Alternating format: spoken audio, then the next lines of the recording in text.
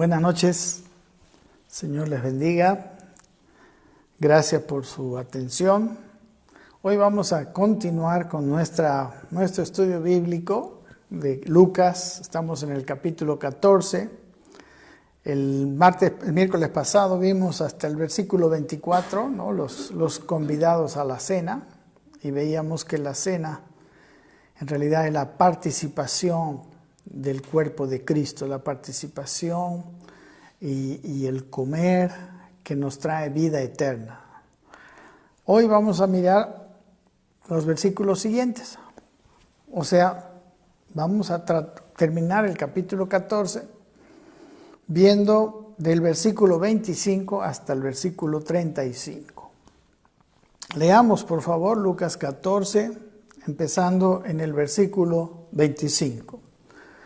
Grandes multitudes iban con él, y volviéndose les dijo: si alguno viene a mí y no aborrece a su padre y madre y mujer e hijos y hermanos y hermanas, y aún también su propia vida, no puede ser mi discípulo.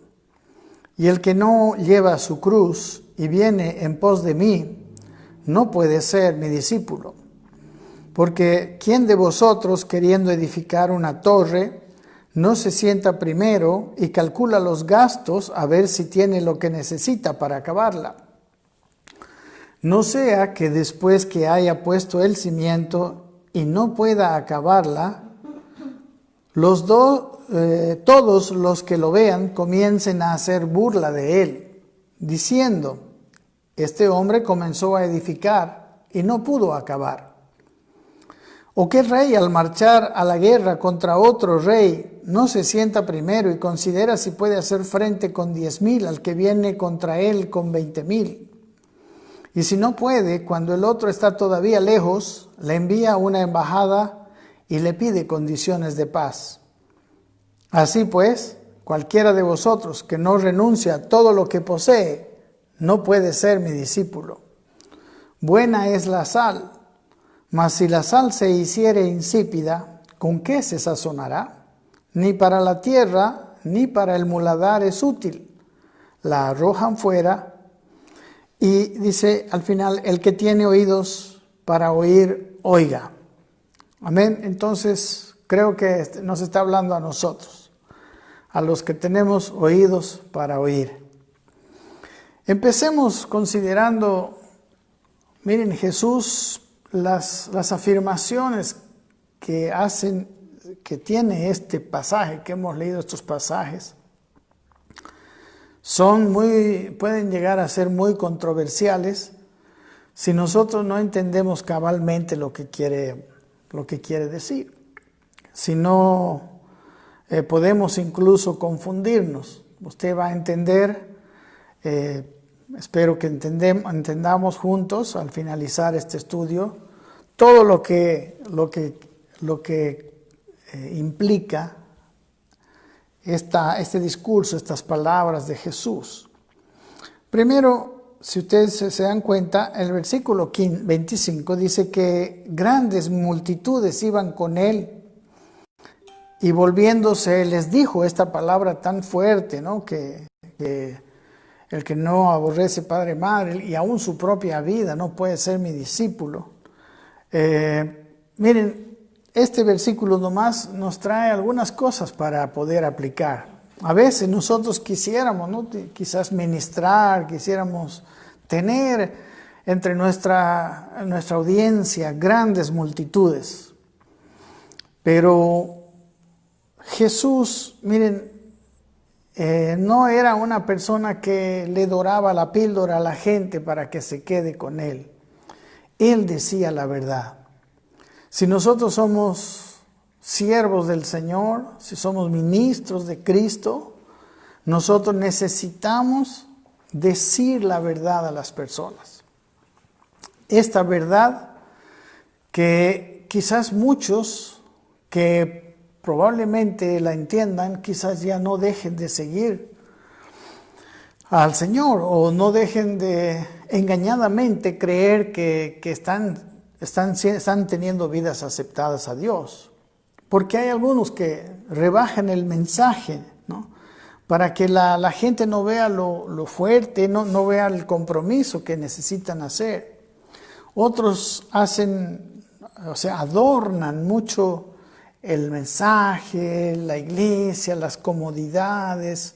Y claro, no estoy hablando de que esto esté mal, pero sí creo que aquí en este pasaje Jesús tenía multitudes y Él no estaba no era su propósito retenerlas, porque estoy seguro que esta palabra, como ustedes han leído, es muy fuerte, muy incisiva, es muy desafiante.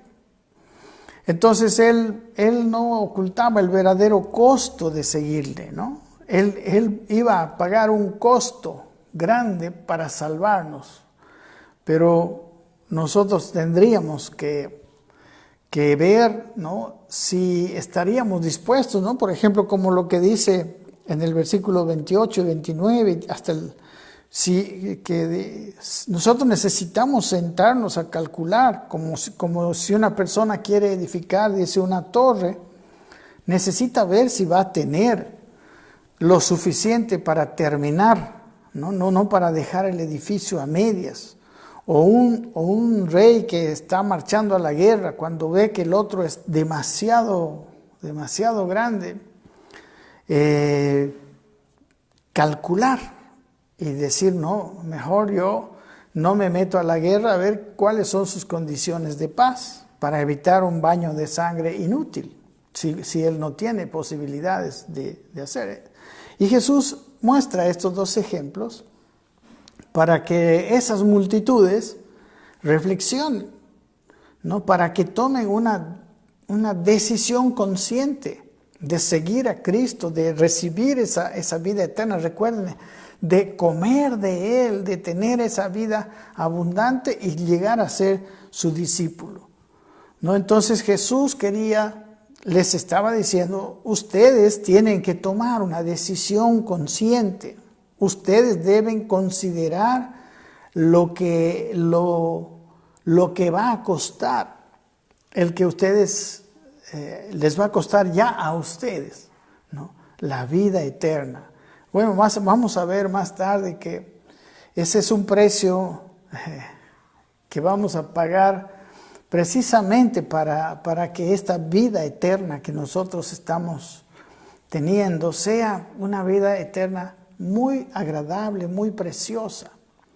Pero sí es necesario entender que nos va a costar, y no nos va a costar cualquier cosa. Como si ustedes pueden ahorita recordar la lectura, nos va a costar precisamente todo.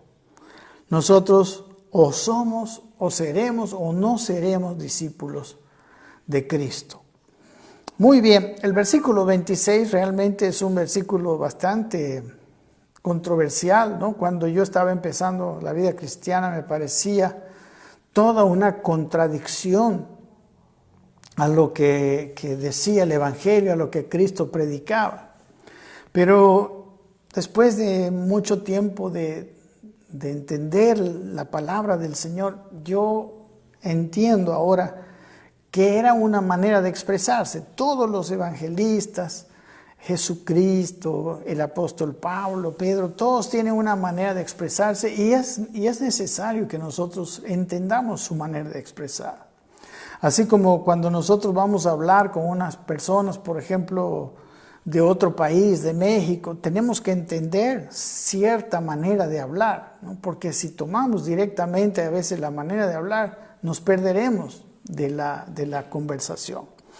Aquí la palabra conflictiva es aborrece, porque dice, si alguno viene a mí, dice, y no aborrece a su padre, a su madre, y mujer, e hijos, y hermanos y hermanas, y aún también su propia vida, no puede ser mi discípulo.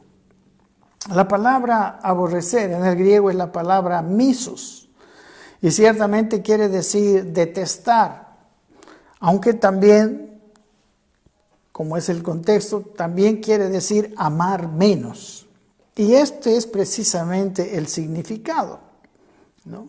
Ahora, necesitamos entender que para el entendimiento de la palabra de Dios hay algunas reglas muy importantes que son iguales de importantes como para entender cualquier cosa, para leer un periódico, para entender. Es difícil, por ejemplo, que nosotros entendamos un periódico de hace 40 años, 50 años, si nosotros no estuvimos en los momentos o no entendíamos el momento histórico. Entonces, dos cosas por lo menos que hoy podemos entender que es importante para entender un pasaje bíblico es, primero, el contexto inmediato, ¿no? El contexto inmediato nos dice mucho del significado de algunas palabras. Por ejemplo, les voy a decir que no todas las palabras tienen un significado así grande, digamos exacto. Yo, por decir en nuestro lenguaje, cuando decimos tirar la toalla, por ejemplo, ¿qué entendemos por eso? Si somos literales, entonces es agarrar una toalla y tirarla. Pero todos entendemos, los que vivimos más o menos en este contexto, lo que significa tirar la toalla. En realidad, tirar la toalla significa que una persona desiste, ¿no?, de un emprendimiento, de algo que quiere emprender. Por ejemplo, la palabra mundo en la Biblia. En Juan 3:16, un versículo que todos conocemos, dice que Dios de tal manera amó al mundo que ha dado a su Hijo unigénito para que todo aquel que en Él cree no se pierda, mas tenga vida eterna, ¿no? Entonces aquí la palabra mundo se refiere a toda la humanidad, ¿no?, a todos los seres humanos. Pero, por ejemplo, esa misma palabra mundo usada en Primera de Juan, ¿no?, en el capítulo 2:15, y voy a leerlo porque este ya no es un pasaje tan conocido. Primera de Juan 2:15 dice: no améis al mundo, ni las cosas que están en el mundo. Si alguno ama al mundo, el amor del Padre no está en él. Imagínense, primero dice que Él amó tanto al mundo que dio a su Hijo, y si la palabra mundo quisiera decir lo mismo en este otro pasaje, entonces diríamos, aquí sí hay una contradicción. Bueno, una regla gramatical es que no hay contradicción en Dios. Dios no es de una y de otra manera. Dios es un Dios que tiene una personalidad clara, una forma de ser clara. Entonces, cuando vemos esta aparente contradicción, necesitamos entender. Bueno, es muy clara en el versículo Juan 3:16 que mundo significa la humanidad. Pero aquí mundo tiene otro significado. Es más bien probablemente algo contrario, porque Él amó al mundo, pero nos está diciendo que no amemos esto que es el mundo, y luego dice las cosas que están en el mundo. Es más, dice, si alguno ama al mundo, el amor del Padre no está en él. Entonces, definitivamente la palabra mundo tiene otro significado en este versículo. El versículo 16 lo aclara: porque todo lo que hay en el mundo, los deseos de la carne, pleitos, celos, iras, contiendas, etc. Los deseos de los ojos, ¿no?, el hambre de tener, y la vanagloria de la vida, ¿no?, la fama, no proviene del Padre, sino del mundo. Y el mundo pasa y sus deseos, pero el que hace la voluntad de Dios permanece para siempre. Miren, aquí hay una misma palabra que por causa de su contexto nosotros sabemos que significa totalmente dos cosas diferentes, aunque es la misma palabra, y en el griego también es la misma palabra, es cosmos, en ambos lugares. Aquí la palabra aborrecer, por ejemplo, entonces hemos visto, primera regla es el contexto inmediato, ¿no? Y la segunda regla es que tiene que estar de acuerdo en el contexto general de la Biblia. Por eso les digo, no puede haber una contradicción en la Biblia. Aquí, por ejemplo, en este pasaje, el contexto inmediato es lo que vimos el día miércoles pasado, ¿no? Y yo quiero invitarle, si usted no lo ha visto, a entrar a la página de internet y ver Lucas 14, desde el 15 al 24, ¿no? La parábola de la gran cena, donde se nos dice que, bueno, que hay gente que se le ha convidado a la cena del Señor, pero está rechazando por motivos motivos naturales, ¿no? Algunos se habían comprado una yunta de bueyes, otro se había casado. Entonces, ellos habían menospreciado lo espiritual por causa de lo material. Y aquí el Señor Jesucristo se va más adelante, ¿no? Él dice que si el amor, en realidad el significado de esto, podemos decir, es aquel, ¿no? Entonces, cuando habla de amar, de aborrecer a los padres, está diciendo que aún el amor a los padres tiene que ser como aborrecimiento al lado del amar, al lado de buscar esa vida, esa cena con el Señor, que en realidad significa la vida eterna, ¿no? Como dice en Juan capítulo 6, 54, todos esos pasajes, ¿no? El que come mi carne y bebe mi sangre tiene vida eterna, dice, y yo le resucitaré en el día postrero, etcétera, ¿no? Por ejemplo, el versículo 58, este es el pan que descendió del cielo, no como vuestros padres comieron el maná y murieron, el que come de este pan vivirá para siempre. La cena es una comida de vida, es una comida de vida eterna, es la participación, como decimos, de esto. Entonces, Dios hablaba de que algunos habían rechazado la invitación, como les digo, ¿no? En el versículo 18, algunos se excusaron: he comprado una hacienda y necesito ir a verla, excúsame, no voy a poder asistir a tu cena. Otro: he comprado 5 yuntas de bueyes y voy a ir a probarlos, no podré ir a tu cena. Otro: me casé, no voy a poder ir a tu cena. Entonces, hay gente que las cosas de esta vida le están impidiendo recibir la cena del Señor. Pero aún incluso el amor a nuestros padres, el amor a nuestros hermanos, cosa que es también bíblico, no nos debería impedir, o sea, está poniendo esta comunión con Dios, esta vida, esta comida que es la vida eterna, y yo ya lo expliqué bien, creo, en el anterior, por eso es necesario que usted lo vea. No puede ser. Ahora, Dios no está diciendo que odiemos a nuestros padres, a nuestras madres, porque en el contexto general de la Biblia, por ejemplo, en el pensamiento y en la palabra de Jesús, Él habló, por ejemplo, de amar a nuestro prójimo, ¿no? En Mateo capítulo 22, por ejemplo, está la gran pregunta que le hicieron, ¿no?, los fariseos: ¿cuál es el gran mandamiento de la ley? ¿No? Y Él dijo: es amarás al Señor tu Dios. Aquí está, ¿no? Versículo 36, 22, 36, dice: Maestro, ¿cuál es el gran mandamiento de la ley? Jesús le dijo: amarás al Señor tu Dios con todo tu corazón y con toda tu alma y con toda tu mente. Miren, aquí también está. Eso es primero. Este es el primer y grande mandamiento. Y el segundo es semejante: amarás a tu prójimo como a ti mismo. Ahora, nuestro amor a Dios debe ser mayor que nuestro amor al prójimo, definitivamente. Y digo yo que si nuestro amor a Dios es mucho mayor que el amor al prójimo, nosotros, como el mandamiento de Dios es amar al prójimo, por amor a Dios amaremos al prójimo.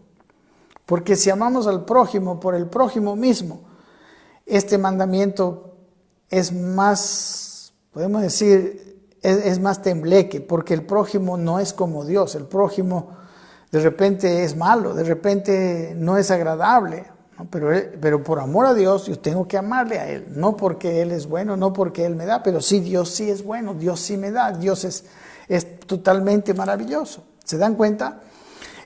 También a nuestros padres, aquí no puede decir que nosotros, que el mandamiento, digamos, es esta palabra, el significado de aborrece a su padre y a su madre, porque en el contexto de la Biblia, el amar padre y madre es incluso está dentro, es el quinto mandamiento. El quinto mandamiento, ¿no? Está, por ejemplo, en Éxodo 20, en los 10 mandamientos. El quinto mandamiento de la ley de Dios, de los mandamientos capitales, dice 25, no,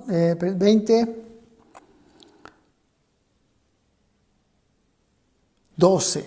Dice, honra a tu padre y a tu madre. Incluso dice, para que tus días se alarguen en la tierra que Jehová tu Dios te da. Y lo mismo dice en el Nuevo Testamento, para no decir que solamente era un mandamiento del Antiguo Testamento, ¿no? En Gálatas, en la carta del apóstol Pablo, a los Efesios, en el capítulo 15, el capítulo 6, dice, hijos, obedeced en el Señor a vuestros padres, porque esto es justo. Dice, honra a tu padre y a tu madre, que es el primer mandamiento con promesa, para que te vaya bien y seas de larga vida sobre la tierra. O sea, el amor al prójimo está en el contexto bíblico. El amor al prójimo es el deseo de Dios. Pero aquí está poniéndolo como que el amar al prójimo, el amar a honrar a nuestros padres, el ir a la cena del Señor, el participar de la vida de Dios en nosotros, debe ser muchísimo más importante que el amor a nuestros padres, el amor a nuestro prójimo, nuestros hermanos y aún a nuestra propia vida, dice. Debe ser mucho mayor el amor por esa participación de la vida del Señor. Porque precisamente yo creo que cuando nosotros amamos realmente a Dios, es que amaremos a nuestro prójimo, honraremos a nuestros padres y nuestra vida será mucho mejor. Indirectamente estamos amándonos más a nosotros, estamos honrando más a nosotros cuando nuestro amor a Dios es lo primero y lo mayor. Cuando nuestro amor a Dios y la vida que Dios nos da está dentro de nosotros, nuestro amor a nuestro prójimo y nuestra honra a nuestros padres serán estables, serán fuertes, pero siempre con prioridad, porque es realmente de nuestra relación con Dios que tendremos el verdadero amor al prójimo y la verdadera honra a nuestros padres. Amén. O sea, en realidad lo que quiere decir Jesús es que la vida eterna la tenemos que amar y cuidar más que nada en el mundo.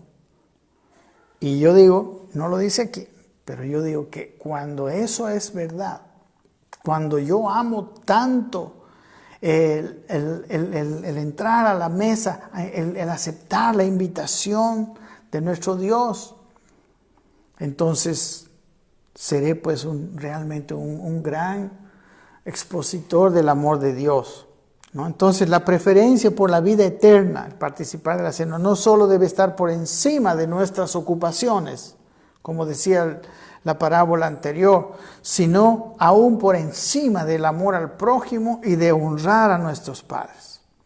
Que esa diferencia sea tan grande, que tan importante sea a nosotros, que ya el amor a nuestros padres parezca aborrecimiento. Es una manera de hablar, no me acuerdo cómo se llama la figura literaria, ¿no? que hace como una exageración para demostrar la importancia. Amén. Espero que sea para usted muy, muy importante. Ahora, es cierto también que los judíos que se convertían llegaban a ser muy, muy abominables para su familia, para la sociedad. Recuerdan el apóstol Pablo, Saulo de Tarso, ¿no? Habíamos hablado un poquito el domingo pasado, ¿no? En Hechos, por ejemplo, en el capítulo 8, cómo él se dedicó a perseguir a los cristianos. Ser cristiano, ser convertido, exigía una firme determinación, ¿no? Por ejemplo, 8.3 dice, y Saulo asolaba la iglesia, y entrando casa por casa arrastraba a hombres y mujeres y los entregaba a la cárcel. Muchos eran desheredados, ¿no? Muchos eran expulsados de su familia, ¿no? Amén. Hermanos, era así, muy seria la situación, ¿no? Por eso también es que esta palabra que habló Jesús, ellos tenían que estar bien seguros, porque iban a estar confrontados definitivamente. Aquí en Hebreos, el capítulo 10, versículo 32, por ejemplo, les dice: pero traed a la memoria los días pasados, en los cuales después de haber sido iluminados, mire lo que les pasó a los hebreos, sostuvisteis gran combate de padecimientos.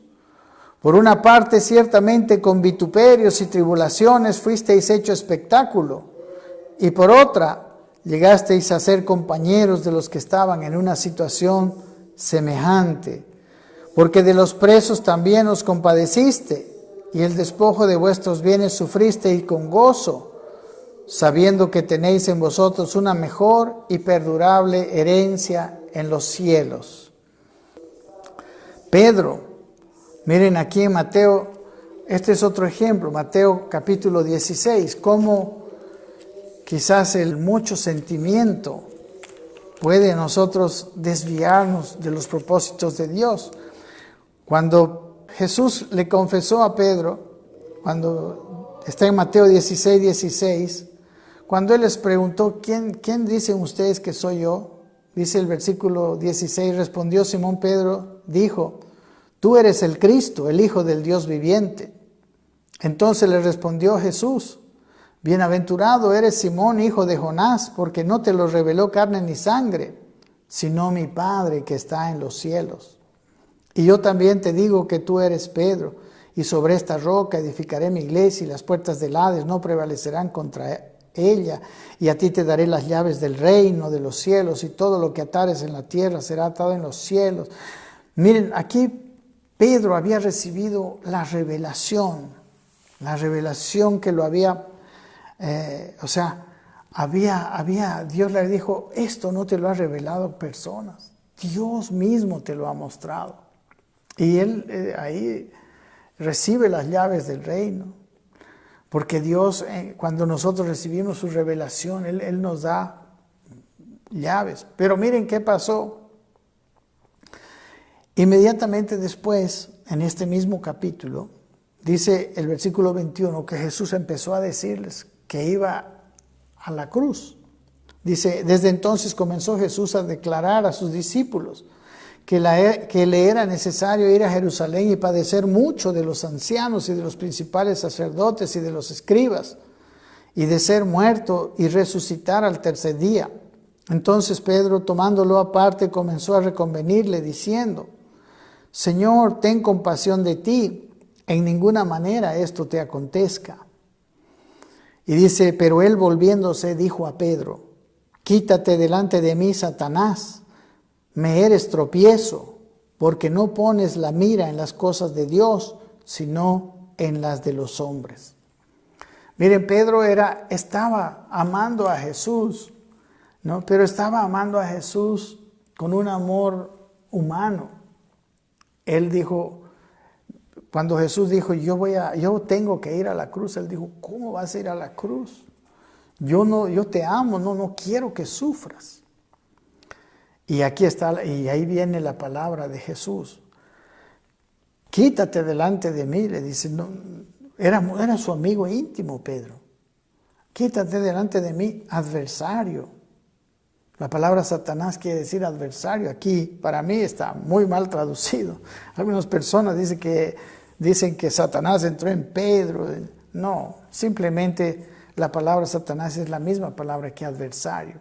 Aquí como que Pedro, en su amor por Jesús, estaba oponiéndose a que Jesús haga la voluntad de Dios y muera en la cruz por nosotros, ¿no? Estaba oponiéndose a la principal razón por la cual Él vino a este mundo, para salvarnos. Imagínense, y Jesús fue muy fuerte. Adversario mío, te has puesto ahora, hace un momento estabas hablando de parte de Dios y ahora estás oponiéndote a la obra de Dios. ¿no? Entonces, se dan cuenta, esta palabra que también Jesús habla aquí, es también fuerte. Y dice que nuestro amor, nuestro deseo por esa vida eterna, por la cena, todo lo que significa el cenar con Él, el comer su sangre de vida eterna, es mucho mayor. Y miren, igual mismo, aquí en este mismo pasaje, en los siguientes versículos, en Mateo 16, entonces Jesús dijo a sus discípulos, si alguno quiere venir en pos de mí, niéguese a sí mismo, tome su cruz y sígame, porque el que quiera salvar su vida la perderá. El que quiera salvar la vida de su alma, el que quiera hacer lo que a él le gusta, ¿no? Amén. Entonces se dan cuenta que cuando nosotros ponemos las cosas naturales que realmente pueden ser buenas. De hecho, si vemos en la cena, no es malo pues que la persona tenga una hacienda y quiera verla, haya comprado 5 yuntas de bueyes y quiera probarlos. No es malo casarse, definitivamente, no es nada malo. No es malo para nada amar a nuestros padres, honrarles, a los hijos, a los parientes. Pero Dios dice, tú tienes que valorar lo eterno con tal diferencia de lo humano, que tu amor por lo humano parezca aborrecimiento, aún por tu propia vida. Aún por tu propia vida. Tú no podrás ser mi discípulo si no haces esto. Y dice el versículo 27, el que no lleva su cruz y viene en pos de mí, no puede ser mi discípulo. Bueno, aquí también es necesario aclarar, este es otro versículo también que puede llegar a ser un poco conflictivo. No es que nosotros tenemos que llevar la cruz que Él llevó, ¿no? La cruz de Él para salvarnos fue el sacrificio suficiente, todo suficiente por nuestros pecados. Fue el sacrificio y no tenemos que añadirle absolutamente nada. Nosotros no tenemos que llevar nuestra cruz como pagando esa cruz o como aumentándole al sacrificio de Él. Definitivamente no. Y lo podemos leer, miren, en todo el Nuevo Testamento, ¿no? Aquí me gusta el libro de Hebreos, en el cual está bastante bien explicados. En el capítulo 9, versículo 24, leamos, porque no entró Cristo en el santuario hecho de manos, figura del verdadero, sino en el cielo mismo para presentarse ahora por nosotros ante Dios. Y no para ofrecerse muchas veces como entra el sumo sacerdote en el lugar santísimo cada año con sangre ajena. Estaba haciendo un paralelo, ¿no? De la entrada al lugar santísimo del tabernáculo terrenal que habían construido según la ley. Y el sacrificio de Cristo, que no necesitó un tabernáculo porque Él entró delante de Dios representándonos a nosotros. Versículo 26 dice, de otra manera, pues recuerden que en el tabernáculo el sumo sacerdote entraba solamente una vez al año, ¿no? En la fiesta del Yom Kippur, en la fiesta del día de la expiación, pero solo una vez al año y habiendo hecho la expiación con animales. Y eso tenía que hacerse año tras año. Pero dice que Jesús, dice, solo entró, dice, una vez, dice versículo 26, de otra manera, le hubiera sido necesario padecer muchas veces desde el principio del mundo a Jesús. Pero ahora, en la consumación de los siglos, se presentó una vez y para siempre por el sacrificio de sí mismo para quitar de en medio el pecado. Amén. Jesucristo se entregó a sí mismo de una sola vez y para siempre. Y ese sacrificio pagó por los pecados presentes, pasados y futuros. Por todos los pecados, cuando nosotros nos arrepentimos, hay ahí un dinero pagado. Como dice 1 de Juan 1:9. En el capítulo 10, versículo 10 dice, y en esta voluntad somos santificados mediante la ofrenda del cuerpo de Jesucristo, hecha una vez para siempre. Amén. Entonces, Si algo tenemos que entender es que esta cruz de la cual el Señor Jesucristo dice que debemos llevar nosotros, no es por el pago de nuestros pecados, porque esa obra ya fue hecha. Si nosotros quisiésemos aumentar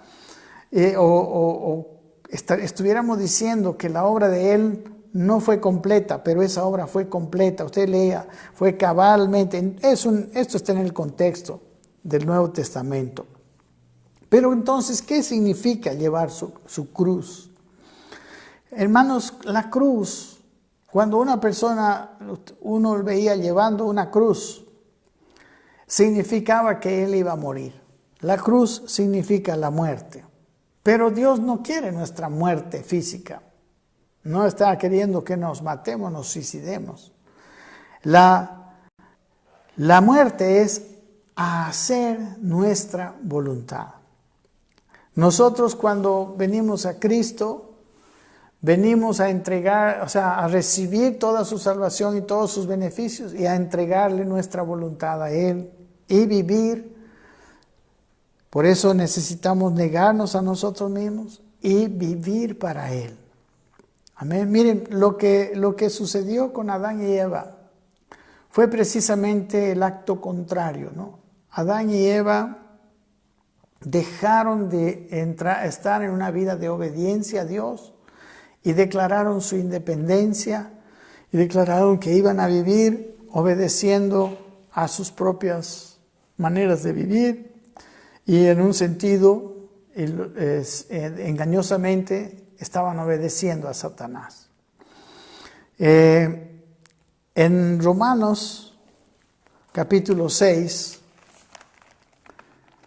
habla pero casi todo el Nuevo Testamento también podemos decir que tiene esta implicancia, ¿no? De no vivir como nosotros nos parece, como nosotros quisiéramos, como nos lo pide el cuerpo o como nos gustaría, pero nuestra vida debe ser como Él quiere, porque hemos muerto.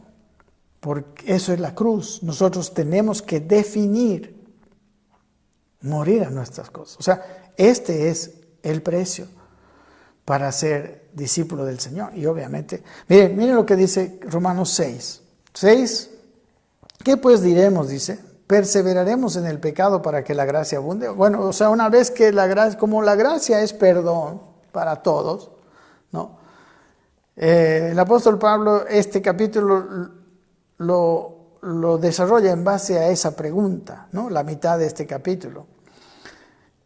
Es como aquellas personas que toman la gracia para tener un libertinaje. Bueno, gracias a Dios que no ve que Jesús ya pagó por nuestros pecados y fue un sacrificio de una vez y para siempre, y por los pasados, los presentes y los futuros, entonces seguiré pecando porque Él ya los pagó. No, pero es así, ¿no? Entonces, ¿cuál es la respuesta en este capítulo 6 de Romanos? ¿Qué pues diremos? ¿Perseveraremos en el pecado para que la gracia abunde? La respuesta está en el siguiente versículo: en ninguna manera. Y aquí está hablando de la muerte. Porque los que hemos muerto al pecado, ¿cómo viviremos aún en él? Amén. Es una muerte al pecado. ¿O no sabéis que todos los que hemos sido bautizados en Cristo Jesús hemos sido bautizados en su muerte? Porque somos sepultados juntamente con Él para muerte, ¿no? Al sepultarse ya no se ve en nuestras vidas. Dice, ¿para qué? A fin de que como Cristo resucitó de los muertos por la gloria del Padre, así también nosotros andemos en vida nueva, ¿no? Ahora nuestra vida es nueva.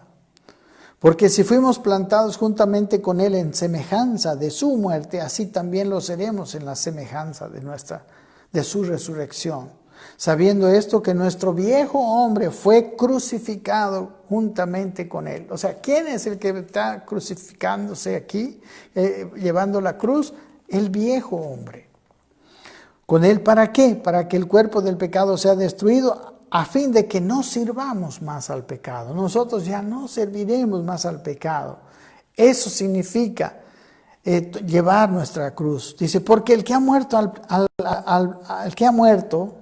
El que ha llevado su cruz y ha muerto, ha crucificado, ha sido justificado del pecado. Y si morimos con Cristo, creemos que también viviremos con Él, ¿no? El bautismo, usted sabe cómo es el bautismo. Uno es sumergido en las aguas, hablando de morir a su vieja vida para otra vez salir de las aguas, como que volver a vivir, pero ya a una vida nueva.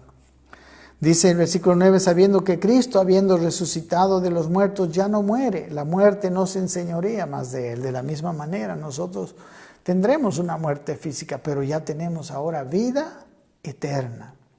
Dice, porque en cuanto murió al pecado, murió una vez por todas, mas en cuanto vive, para Dios vive. Esa es la vida que nosotros tenemos cuando nos tenemos que tener cuando nosotros hemos recibido el perdón de nuestros pecados, hemos recibido el Espíritu Santo, hemos recibido la vida de Dios. Por eso dice versículo 11, así también vosotros, dice, consideraos muertos al pecado, pero vivos para Dios en Cristo Jesús, Señor nuestro.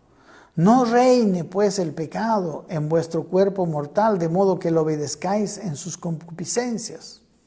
Amén. Entonces, esta muerte es una muerte al pecado, una muerte a los viejos deseos del yo, etc. ¿Ok? Entonces, eso es lo que significa tomar nuestra cruz. Es el tener una vida ahora de obediencia a Dios.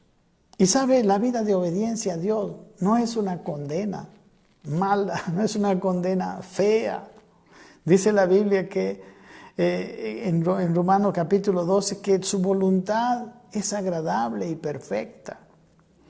Yo recuerdo que cuando hablábamos de la voluntad de Dios hace años, cuando estaba comenzando, decíamos, ¿y si Dios te mandaría que te tires del 7º piso? Digamos, ¿no? O sea, como diciendo, los mandamientos de Dios son raros, son malos, son así. Definitivamente yo sé que sus mandamientos no son gravosos, dice la Biblia. En Mateo, en el capítulo 11, Él dice esto. Dice, vengan a mí. Dice, venid a mí, todos los que estáis trabajados y cargados, yo os haré descansar. 11:28. Llevad mi yugo sobre vosotros y aprended de mí, que soy manso y humilde de corazón, y hallaréis descanso para vuestras almas. Porque mi yugo es fácil y ligera mi carga. Mis queridos hermanos, cuando nosotros decidimos morir a nuestra vida, a todo lo que antes valorábamos como importante, para ahora valorar como más importante esa vida eterna, ese maravilloso regalo que tenemos de vivir en comunión, de vivir llenos de Él. Cuando es una decisión verdadera, nosotros entramos a vivir. Él dice que debemos aprender de Él, que es manso. Y manso quiere decir una persona que puede ser manejable, una persona que puede negar su propia voluntad fácilmente para hacer la voluntad de otro. Y así era Jesús con el Padre. Y así Jesús dice que nosotros aprendamos de Él para caminar en su yugo. ¿Qué es un yugo? Un yugo era un aparato de madera que unía a dos bueyes que araban, ¿no? Entonces aquí está hablando de yugo para decir, ustedes si quieren descansar, si quieren venir en pos de mí, ¿no? Porque están trabajados y cargados. Porque el hombre no puede ser señor de su camino. El ser señor de su camino es una carga muy pesada y siempre se equivoca y siempre se hiere. Él dijo, vengan a mí ustedes para llevar mi yugo. Llevando el yugo de Dios, nosotros tenemos que ir donde Él quiere llevarnos. Donde va Él, vamos nosotros. Eso es yugo, eso es andar junto a Dios. Y ahí entonces Él está con nosotros todos los días, hasta el fin del mundo. Y la vida con Él, dice, mi yugo es fácil y es ligera mi carga. Porque con Dios sus mandamientos, la vida las cosas que vivimos, las circunstancias que todo el mundo pasa, es mucho más liviano y mucho más maravilloso. Así que el llevar su cruz es vivir esa muerte, no es sufrir. No hagamos no digamos que sufrir es una virtud, como los griegos, como los estoicos, que el mayor valor de la vida es el sufrimiento. No es así en la vida con Dios, pero sí hay ciertamente una muerte, y es una muerte a hacer mi gusto y a hacer mi voluntad, pero es una muerte que viene a dar vida, a vivir la voluntad de Dios en mi vida. Amén. Muy bien, y luego hace 2 parábolas. O sea, es tan importante esto que está hablando el Señor. Es tan importante lo que le dijo a todas esas multitudes, que no sabemos cómo reaccionaron. Y como yo no sé cómo vamos a reaccionar todos los que estamos escuchando este mensaje. Pero Él les dijo, porque, versículo 28, ¿quién de vosotros queriendo edificar una torre no se sienta primero y calcula los gastos, a ver si tiene lo que necesita para acabarla? No sea que después que haya puesto el cimiento y no pueda acabarla, todos los que lo vean comiencen a hacer burla de él, diciendo, este hombre comenzó a edificar y no pudo acabar. Amén. Necesitamos hacer cálculos. Porque la vida del Señor, o sea, el perdón de nuestros pecados es gratuito. Pero la vida que sigue exige definición y va a costar, obviamente. El negarme mi voluntad me cuesta, pues. Aunque, claro, obviamente todo lo que cuesta también por algo lo pagamos, ¿no? Porque es conveniente. Ok, entonces, si nosotros no consideramos esto y seguimos engañadamente a Jesús, tenemos una vida. ¿Qué pasa con un edificio que empieza a construirse y no sigue? Primero, uno pierde la plata, ¿no? Segundo, no sirve para vivir un edificio a medio construir.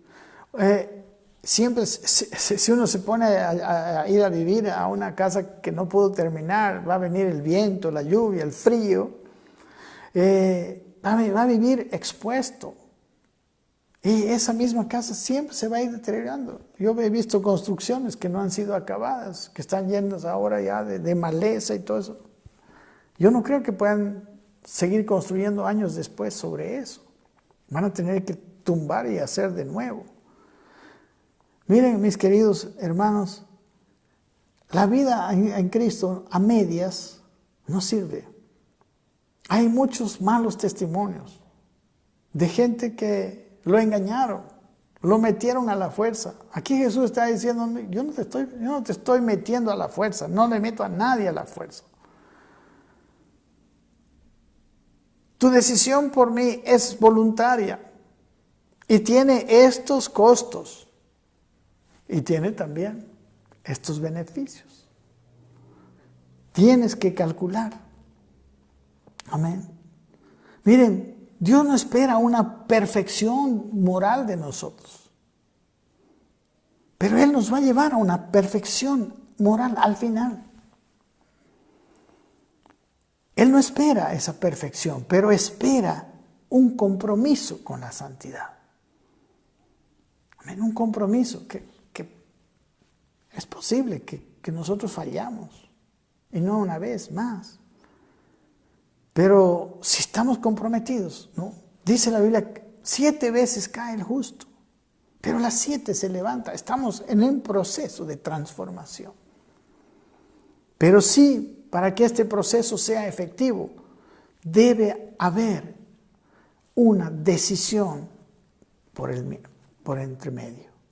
Amén. A Dios no le importa si nosotros pensamos que podemos vivir esa vida. No, es más, ninguno de nosotros puede. A veces vivir la vida de santidad nos parece tan difícil, tan raro. Por eso es que tenemos que vivir en su yugo y Él nos ayudará y lo podremos vivir. Pero no es importante si podemos ahora o no. Lo importante es si queremos y que estamos decididos a hacerlo. Y confiamos en que Él nos ayudará. Eso es lo único que Dios quiere. Necesitamos hacer cuentas antes de tomar decisiones. La segunda es más fuerte todavía. ¿O qué rey al marchar a la guerra contra otro rey no se sienta primero y considera si puede hacer frente con 10,000 al que viene contra él con 20,000? Y si no puede, cuando el otro está todavía lejos, le envía una embajada y le pide condiciones de paz. El marchar o no a la guerra, tiene que haber cálculos. Nadie se mete a la guerra para perder. Porque si yo me meto a hacer la guerra, o un país se mete a hacer la guerra con otro y no tiene lo suficiente, ¿qué es lo que va a pasar? Va a perder vidas inútilmente, igual va a perder la guerra y va a perder mucho más. Entonces necesitamos calcular. No haya en nosotros una pérdida inútil por engaño. Jesucristo a las multitudes le fue muy sincero.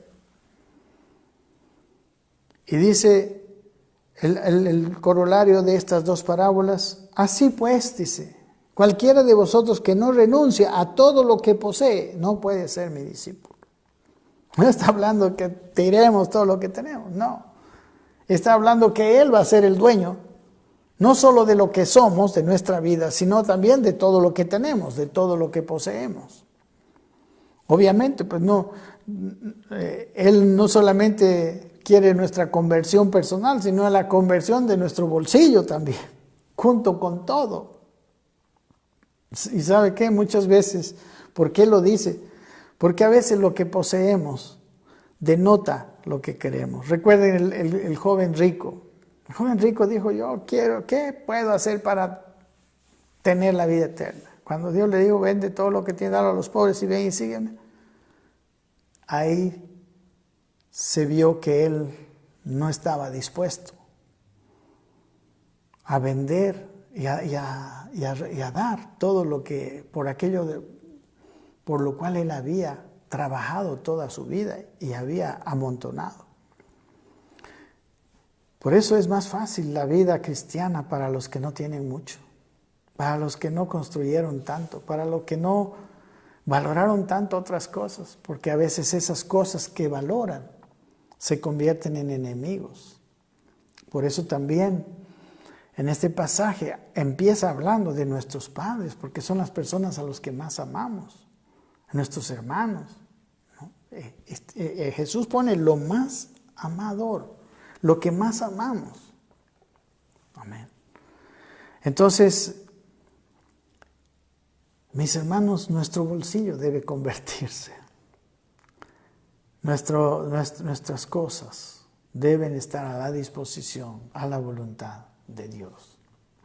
Yo he visto mucha gente haciendo promesas, incluso a Dios. Señor, te prometo que voy a dar mi casa, siempre voy a recibir a todos los siervos del Señor que vengan de otro país. Pregúnteme si ahora lo están haciendo. Señor, gracias por los autos que me vas a dar. Va a ser para el servicio de los hermanos. Amén. ¿Sabe? El bolsillo debe estar incluido en nuestra entrega al Señor. Y aquí Jesús fue muy claro, así como lo es para nosotros en este momento. El vivir para Él no tiene que tener un oponente. Amén.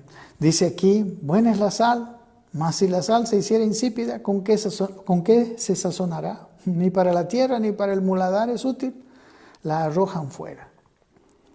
No, la sal. Todos valoramos la sal, pero valoramos la sal por el sabor que tiene, pues. ¿Qué pasa si yo le echo sal y no cambia el sabor de mi comida? Pues no sirve para nada. Así es aquel que toma una decisión y a medio camino se vuelve. Es mucho más grave, es mucho más difícil, más duro. Y a veces nosotros tenemos mucha pena de los hermanos, tenemos pena de las personas, pero de verdad deberíamos tener más pena de que ellos sigan caminando engañados. Mis hermanos, o amas a Dios sobre todas las cosas. El mandamiento es más la ley, que es una figura y sombra de las cosas celestiales. El mandamiento era amar a Dios con todo tu corazón, toda tu mente, todas tus fuerzas. Más que a tu padre, sí. Más que a tu hijito, sí, Señor. ¿Cuántas personas aman más a sus hijos que a Dios? En realidad no los ama. En realidad el verdadero amor a los hijos nos debería llevarlos a los hijos a un estado de valorar a Dios, de amar a Dios. Deberíamos darles ejemplo. No, hijito, quédate nomás en la casa. Tienes examen. No, el aprender de Dios, el alimentar tu vida espiritual con la escuela dominical, no vale tanto como tus exámenes. ¿Qué estamos diciendo con esto? Jesús nos dice, no se engañen, calculen sus gastos, porque quizás ustedes están viviendo vidas inútiles. Amén. Yo sé que ustedes han entendido todo. Yo sé que ustedes, no seré un excelente maestro, pero creo que lo que hemos hablado es suficiente. Al buen entendedor, pocas palabras. O como dice aquí, el que tiene oídos para oír, oiga. Así que mis amados, ahora nosotros vamos a tener un momento de encontrarnos con estas verdades y con Dios, y vamos a tomar decisiones en la vida y no vamos a seguir caminando engañados. Si hay un evangelio que te lo está rebajando caserito, es un evangelio distorsionado, es otro evangelio. Y ahí, pues, lamentablemente, es probable que tú encuentres así rebajadito, pero no es genuino y no cumple lo que tiene. Por lo tanto, hagamos cálculos. Amén. Les agradezco mucho su atención y nos veremos el próximo miércoles en la parábola de la oveja perdida, de la moneda perdida y del hijo pródigo. Que Dios me los bendiga. Un abrazo para todos ustedes. Amén.